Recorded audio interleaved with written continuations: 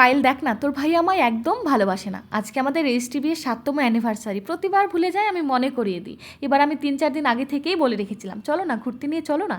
বলেছিল ঠিক আছে নিয়ে যাব। আজকে আমি আশা করে বসে আছি, এই দেখ সেই 7 বছর আগে রেজিস্ট্রির দিন যে শাড়িটা পরেছিলাম সেটা পরেছি, মাথায় ফুল দিয়েছি।